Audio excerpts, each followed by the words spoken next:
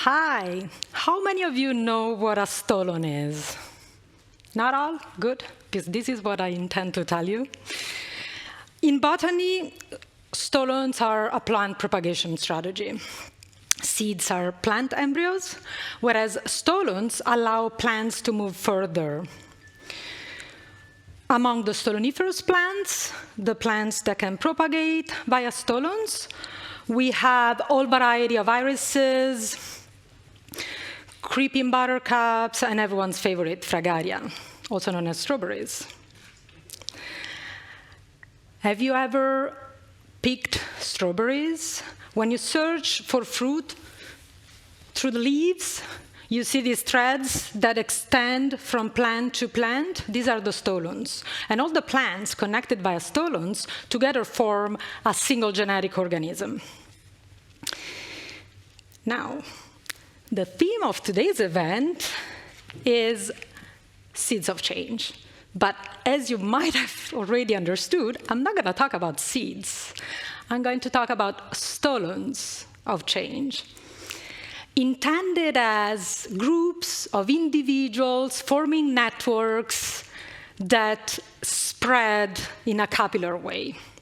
I will tell you about one of these networks, Soroptimist, its history, its mission, and what makes it impactful in the promotion of women's universal education, empowerment, and the creation of enabling opportunities. I'll tell you the story first. We are in 1921. We're in Oakland, California. It's spring. A group of professional women are discussing animatedly. Caps forgotten on the table, hats thrown on the couch. They met because they want to save the redwoods, a forest of ancient trees which is being felled for profit. October comes, and an even larger group of women meets again. Same city, same room. The success of their operation exceeded all expectations. The redwoods now stand on protected land. So the sisterhood, which was born just a few months before, has gained new traction, new power, and an association is founded. The ambitious goal they want to pursue is universal education, empowerment, and enabling opportunities for all women. In the next 70 years, the association spreads like a stoloniferous plant. Hundreds of clubs appear all over in Europe, in Africa, in the Pacific region, across the Americas. And they work together like a stoloniferous plant, with clubs of professional women connected to one another.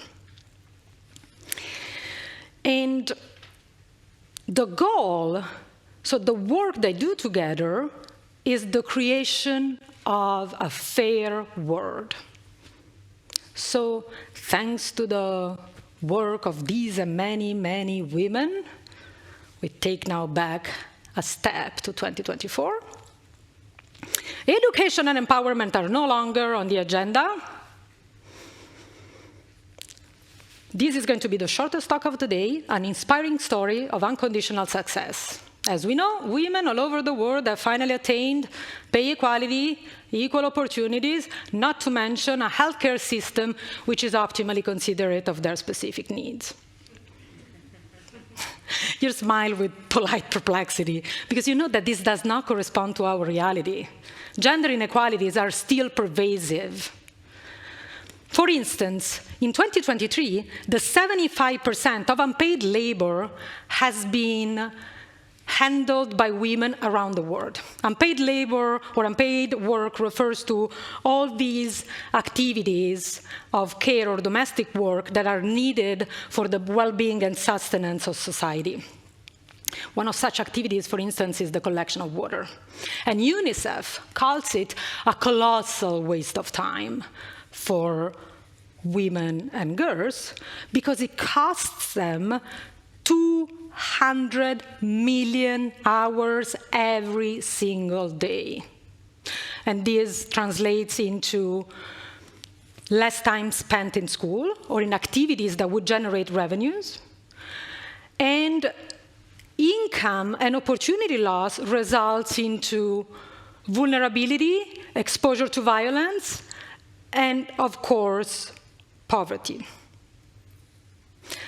The good news is that positive change sometimes happens at the most unexpected time. And among all things, the COVID pandemic paved the way for a more serious discussion on how to compensate women for these taken-for-granted lifelong activities. What happened is that during lockdown, we saw a spike in the amount of unpaid hours that women worked, and the United Nations intervened with a resolution calling upon its member states to redistribute this disproportionate share of work that women and girls handle. Let me come back to the idea of network and stolons for a moment and acknowledge that positive change of this extent, it's possible because large networks of activists put pressure on policymakers. So Soroptimist exerts pressure from the top and bottom up. Thanks to our general consultative status at the UN, we can deliver our requests directly to the highest political organizations. Whereas our base monitors change from the bottom and pushes for the implementation of new regulations at the community level. Maybe some of you might think that it sounds phony or patronizing to speak about enhancing women's condition from a stage in Geneva, Switzerland, but we should all be aware that subtle mechanisms that prevent women from reaching their full potential operate everywhere, in Geneva too. Let me give you a very personal argument in support of this phenomenon. When I saw the lineup of today's event, I thought, what am I doing here among all these amazing people? I mean, you've heard to Esther, right? And I thought that the friends who'd asked me to give this presentation must like me too much, and that messes up their judgment. I also had less flattering thoughts. I thought that everyone else they asked before asking me was busy on this day. I considered every option before allowing myself to believe that they asked me because I am the right person for this task. So lesson to be learned for Margherita, for everyone else here. Women, we should stop doubting ourselves. And we underestimate ourselves systematically. Studies show it.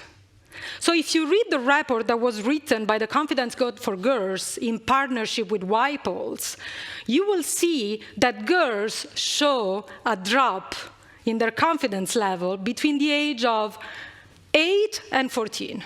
Why is that?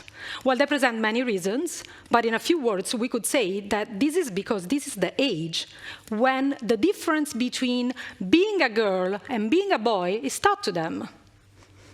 What surprised me the most about this report is that dads are better at estimating their kids' confidence level than moms are. Moms tend to be less accurate estimating the confidence level of girls rather than boys, and incredibly, it emerged that the lower the daughter's confidence is, the greater is the error. This teaches us that men are taught to recognize and value confidence, whereas women are not, and that women expect more from their daughters as was expected of them. And we unwittingly reproduce a cycle that pushes girls towards unachievable objectives of perfectionism and gender stereotype. The Stolon on behalf of whom I speak today is the Club Genève Fondateur of Soroptimist International.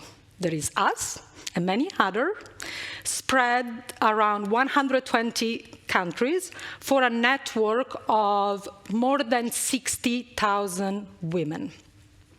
Our model works like a strawberry field, with stolons that connect the clubs to one another. And our impact depends on how far we manage to wave this net. So all of us together advocate for causes that pertain global institutions. So for instance, we defend the rights of those who are invisible, like the women in the criminal justice system, the women in their post-reproductive years, their lack of resources, of security, or the women and girls that are victims of traditional harmful practices such as genital mutilation. Whereas locally, each club sets objectives that are relevant for their own community. So in Geneva, we raise public awareness of the diffusion of gender violence. It is a phenomenon that we struggle to control here in Geneva. And each November, we light a lantern for every victim of femicide in Switzerland, and will continue till the year there will be none. So, in a world in which the individual is the hero and totalitarianisms are taking over again, we promote a model based on daily interpersonal relations, a model which does not require personal sacrifice, but individual commitment. So you have now an idea of who we are. We're not a sect, and yes, we're sisters, we're not nuns.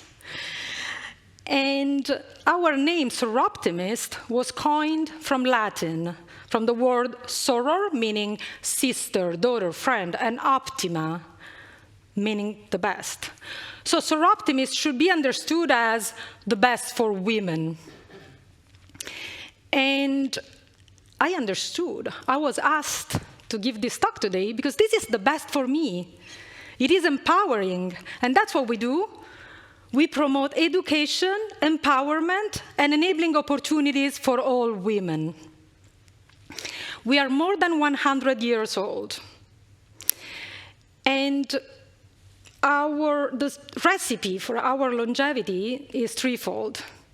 Our impact at the institutional level,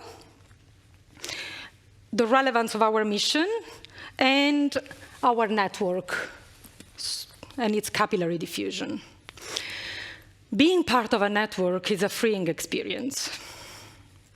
The effort which is required to change the world for good, single-handedly, is out of the league of the normal person. It's for heroes. And if we are not heroes, paralysis or defeatism can get the best of us. But if we let our stolons grow, then even strawberries can conquer a battlefield. Thank you.